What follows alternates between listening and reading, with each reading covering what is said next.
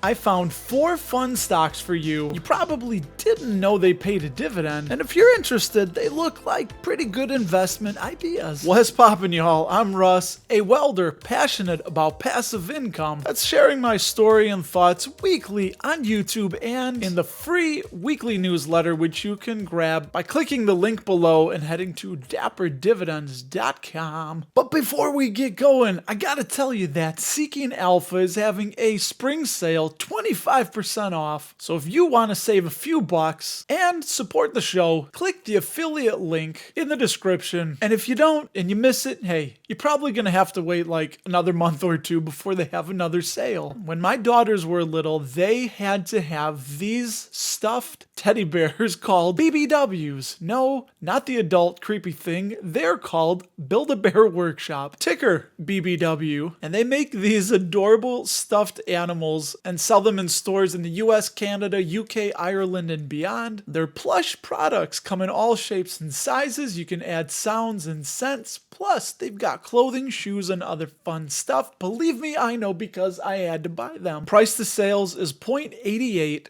What this tells us is that currently, if you buy the stock right here, you're getting every $1 of Build-A-Bear Workshop sales for only 88 cents. What a deal. And I love this number. Insiders own 8.37% of the stock. They're eating their own cooking. So as usual, we're going to run through these really quickly on Simply Safe Dividends. This is a paid service, so if you see any numbers you want to look at a little bit more, pause the video and zoom in. They don't have a rating. They're a small cap company, only $414 million market cap, but they are paying a current dividend yield of 2.69%. Now they've only paid one dividend, and it's coming in April of 2024, and they're currently paying 80 cents per share every year. And check that out, they also paid a special dividend of $1.50 last spring in March. So the data is pretty new here, but free cash flow per share currently $3.52, easily able to cover that 80 cents of annual dividends. And their shares outstanding are actually trending down, currently at 14.5 million shares outstanding, while their total sales continue to go up and to the right. Margins look pretty good, actually. Look at that return on equity, 42%, a really high return on invested capital of 31%. Free cash flow margin is also stair-stepping up and to the right, and they've been paying down net debt pretty aggressively, currently down to only 23% of net debt, and their net debt to EBITDA is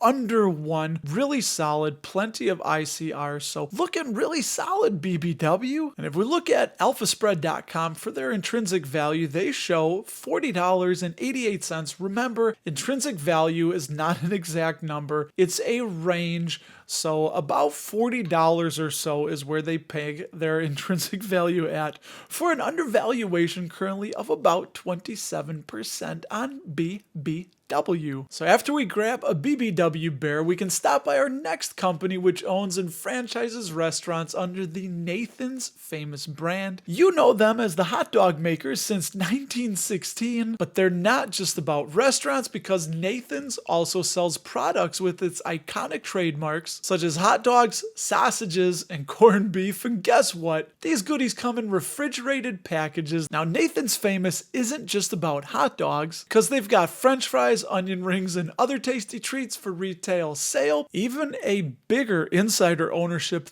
30%. That is really high, and talk about eating your own cooking, my oh my. Price to sales, little bit higher, currently paying $2.10 for every $1 of Nathan's sales. So Nathan's famous, no rating also. They're a micro cap company, $282 million market cap. I think Berkshire Hathaway, if they wanted to, they would find that in the couch cushions in Warren's office. 2.84% dividend yield. But look how fast they're growing that dividend. 23% dividend raise for their last full year. Nathan's is hitting you with $2 per share per year, but looks like they're missed a dividend raise if they want to keep their streak going, so keep an eye on that. Pretty low free cash flow payout ratio, 41%. Like to look at the free cash flow payout ratio over the earnings payout ratio. It's a little bit harder to manipulate and financially engineer those numbers. That $4.85 of free cash flow per share can easily cover that dividend of $2 every year. Their shares outstanding trending down a little bit. We like to see the buybacks, 4.08 million million shares outstanding, and their total sales trending up and to the right. I'm guessing return on equity is negative because of the buybacks and paying out the dividend that they put most of the money back to the shareholders. But look at that return on invested capital,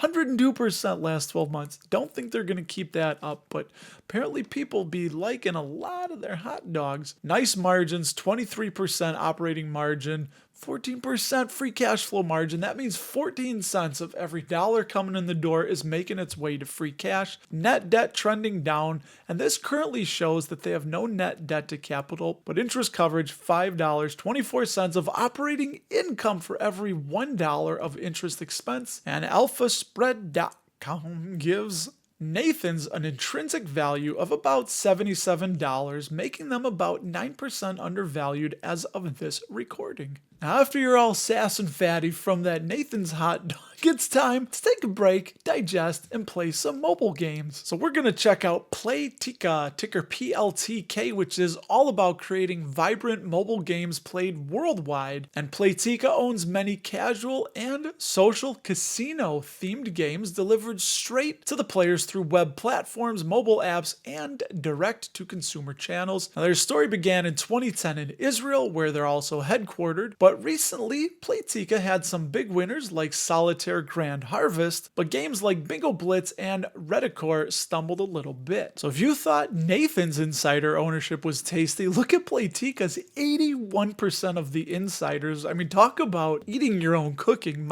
My. Price to sales, 101. You know, you're paying about $1.01 for every $1 of their current sales. Price to free cash flow, pretty dang low at 5.60. And sticking with our trend of unrated dividend companies, currently unrated, mid-cap, 2.57 billion. Playtika has a dividend yield of 5.72%, and they pretty much have started just paying a dividend, 40 cents per share per year, so paying you about 10 cents every quarter, which is good for a 38% free cash flow payout ratio projected over the next 12 months. Free cash flow per share, last 12 months, $1.19. It was 92 cents in 2017, so they're a bit of a newer company, but at least it's going up, right? They've had a little bit of negative sales growth as of late, but their sales had been going up into the right nice, but it looks like they've been dropping off just a little bit. Their shares outstanding were at 378 million in 17, down to 367 million. So on net, they've been buying back their shares. Margins still look pretty good. Return on invested capital, 24%, although it had been as high as 67%. Negative return on equity, guessing that they're paying out most of it as a dividend, doing some share buybacks as well. And hey, 17 cents of every dollar coming in that door is making its way to free cash flow. According to Simply Safe Dividends, they have no net debt to capital. Again, we'd want to check, and it shows their net debt to EBITDA is about 1.72 times. And old AlphaSpread.com has an intrinsic value of about $12.43. Again, you can't go to two decimal places, so it's just a range, which they think is about 44% undervalued. When we're done playing Slotomania, we can hop on a boat made by Marine Products, ticker MPX, and head off into the sunset. Because MPX is all about sleek fiberglass power boats like Chaparral stern drive and outboard pleasure boats, and Robalo outboard sport fishing boats, which they sell through a network of independent authorized dealers both at home and across the globe. Marine Products was founded in 1965. They call Atlanta, Georgia their home port. And even though they've been selling fewer boats, they've got no debt and $70 million in cash. And I read that they are even considering snapping up private boat makers. Not as good as Playtika, but they have really high insider ownership as well, 69.34%. You kind of see that with some of these smaller businesses. They still have the insiders holding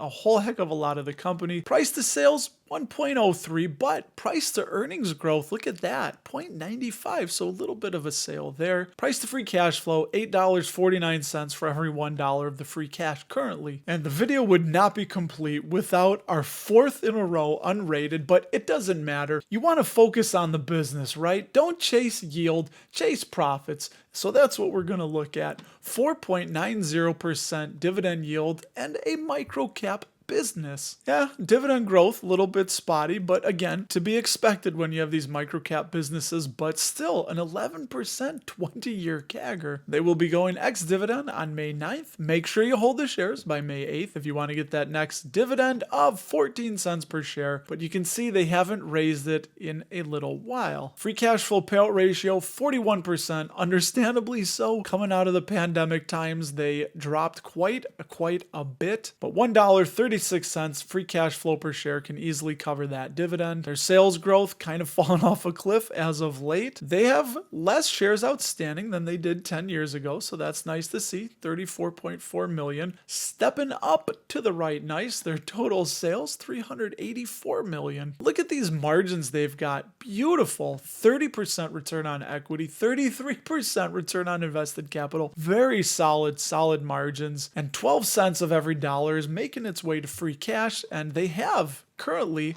no net debt, and our fine feathered friends at alphaspread.com give them an intrinsic value of $12.45, which is about 8% undervalued, so they say. So if you don't follow the channel, this may be the last time we see each other, so I hope you give it a thumbs up if you enjoyed it. And if you would like to know about the biggest mistake that millions of people make when they're investing in an ETF in this floating little box right here next to my head, if you click that, I'll see you over there and tell you all about it.